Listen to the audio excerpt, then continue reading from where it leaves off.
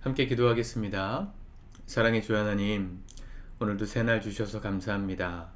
명절을 앞두고 태풍으로 인하여서 많은 피해와 또 어려움 가운데 있는 우리 이웃들이 있습니다. 주님, 더 이상 피해가 늘지 않게 하여 주시고 또 우리 사랑하는 성도들의 안위와 삶을 지켜주심으로 오늘 하루도 안전하게 승리하게 하옵소서. 예수님의 이름으로 기도드립니다. 아멘. 우리 찬송가 564장 찬양하시겠습니다.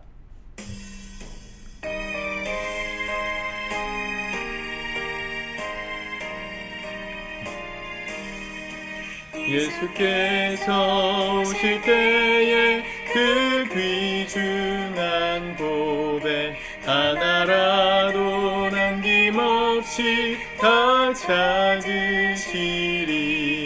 새별 같은 그 보배 멸류관에 달려 반짝반짝 빛나게 비치리로다. 정한 보배 빛난 보배 주 예수의 보배 두시려고 다 거두시리.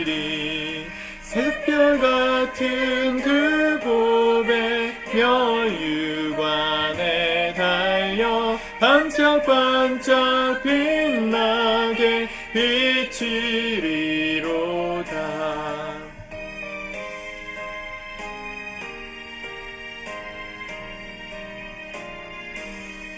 주를 사랑하는 아이 이 세상에 살 때 주의 말씀 순종하면 참 보배로다. 새별 같은 그 보배 멸류관에 달려 반짝반짝 빛나게 비치리로다. 아멘. 오늘은 하나님 말씀 열왕기하 6장 말씀을 묵상하도록 하겠습니다. 오늘 말씀은 두 말씀으로 나오죠.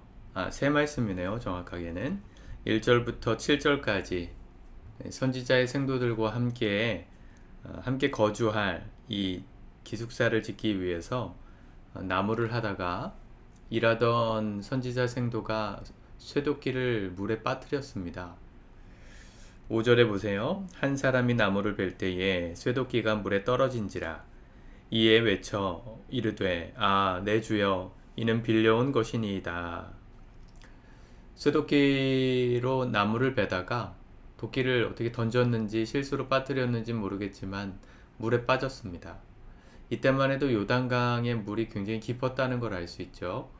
지금 요단 지역이었고 그들이 있었던 곳이 그 베델 혹은 도단, 세겜 왔다 갔다 하는 그 요단 근처에 있었단 말이에요. 그러니까 지금은 그 지역을 가면 요단강이 그렇게 깊지 않습니다.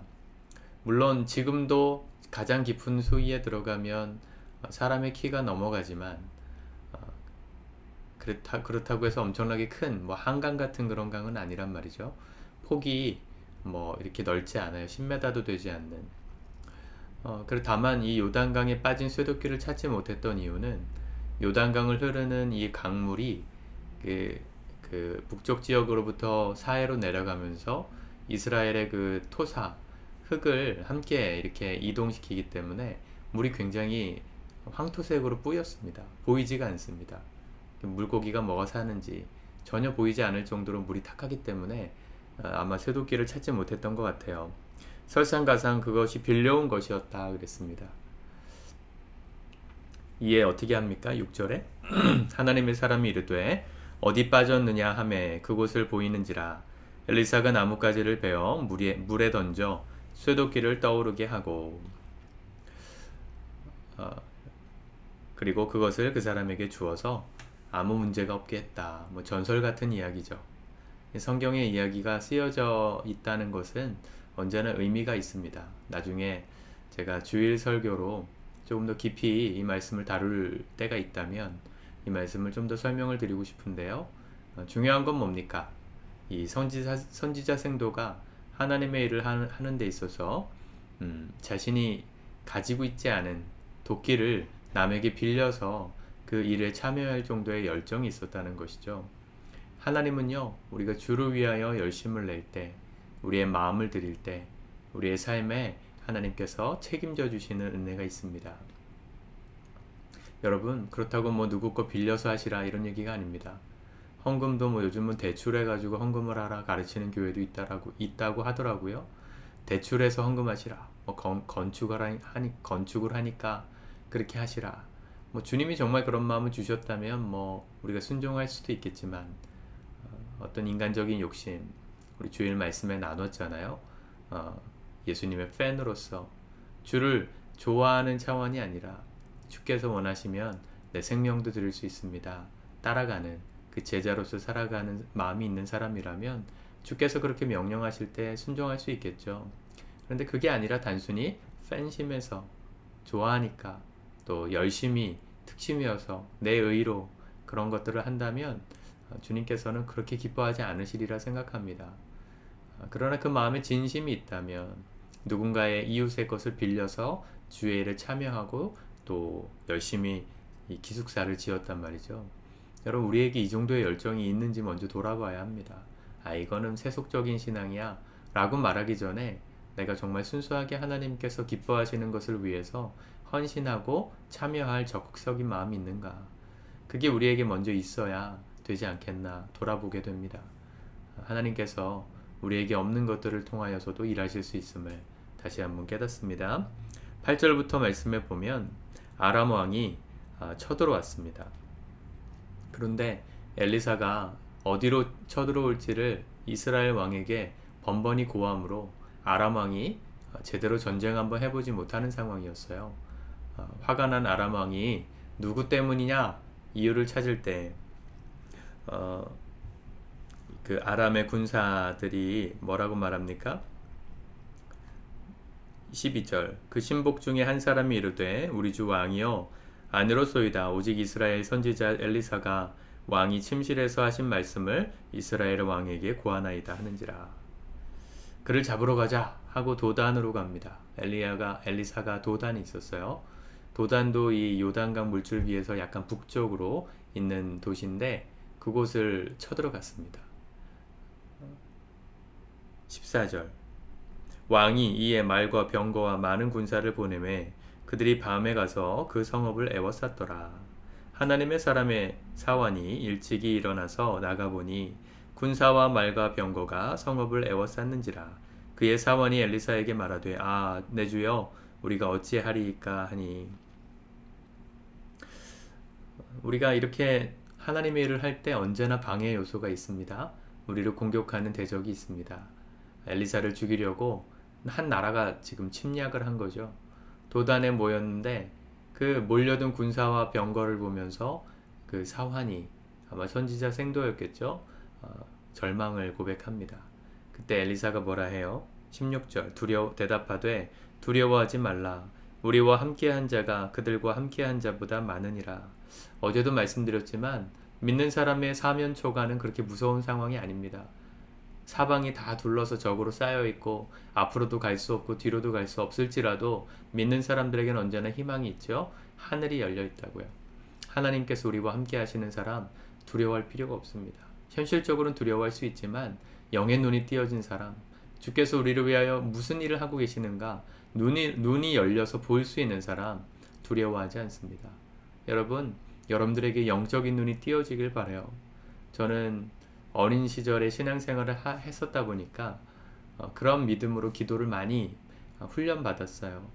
영의 눈이 띄게 하시고, 그리고 하나님께서 더 많은 것들로 불칼과 불병거로, 그렇죠? 불말과 불병거로 천사들을 보내셔서 지키고 있는 것들을 보게 하옵소서. 세상의 강성함이 아니라 하나님 나라의 강성함을 볼 수 있는 믿고 전진할 수 있는 영의 눈을 뜨게 하소서. 정말 기도 많이 했던 것 같습니다. 여러분들에게도 그런 기도가 필요합니다.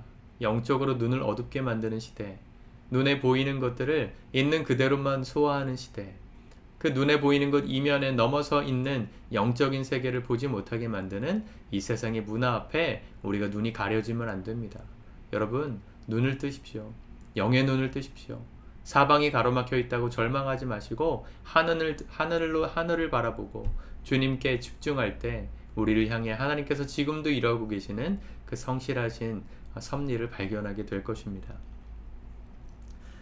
17절 기도하여 이르되 여호와여 원하건대 그의 눈을 열어보게 하옵소서. 그 청년의 눈을 여심해 그가 보니 불말과 불병거가 산에 가득하여 엘리사를 둘렀더라.